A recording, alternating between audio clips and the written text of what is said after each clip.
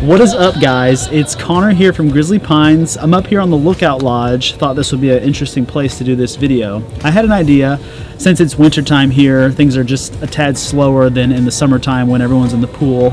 I thought, what a great idea to make a video titled 5 Myths of Gay Campgrounds. Now, all of these are going to apply to Grizzly Pines, but they're also going to apply to every other gay campground that's out there. This video is for everyone that wants to hear me talk, but it's also for everyone that may have never been to a gay campground, is apprehensive. We get that a lot from people that we meet here and talk to. So with that being said, let's go ahead and get started.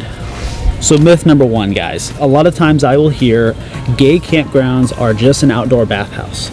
I'm here to tell you that that's simply not the case. There are a multitude of different types of guys that come and camp. The guys that like to bring their tent and their full setup of camping gear, the guys that like to pull their big motorhomes and RVs into here and just glamp. There's the guys that like to book our cabins and just come and party.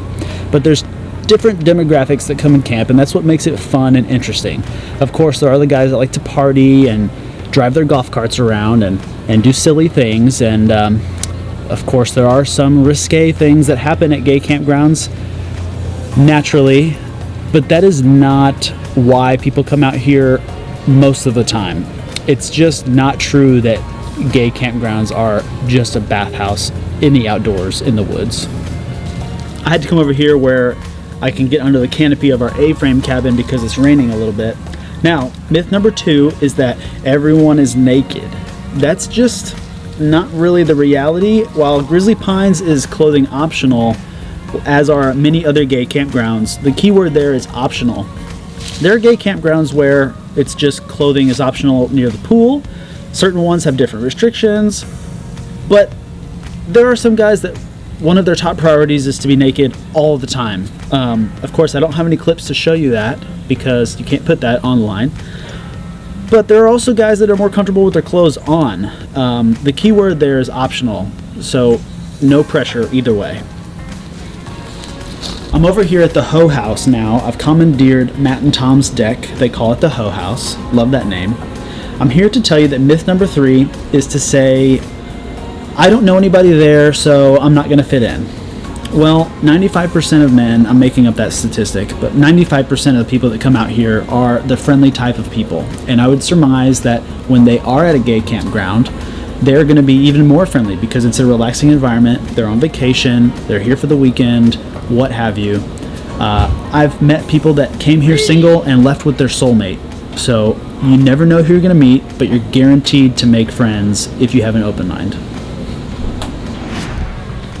Okay guys, so for myth 4, I'm over here at our memorial gazebo. Myth number 4 has to do with a tender subject. It is body shaming. Now, I've heard from people in the past that I don't want to get naked and be judged. That could happen. Sure, it could happen. But I'm here to tell you that Grizzly Pines, and I'm sure that this applies to any other gay campground, we do our utmost as management to make sure that that does not happen.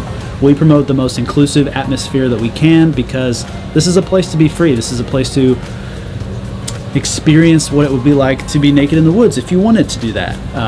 And so we try to promote that environment. We have kicked people out right then and there.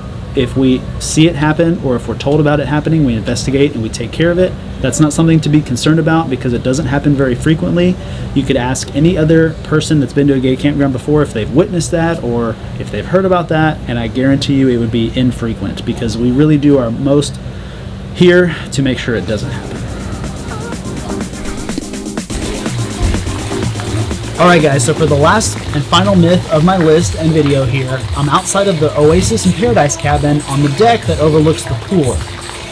That's appropriate because this myth says, camping's not my thing, I won't have fun. When you think of camping, you think of in a tent on the ground roughing it, but most gay campgrounds are more like a resort.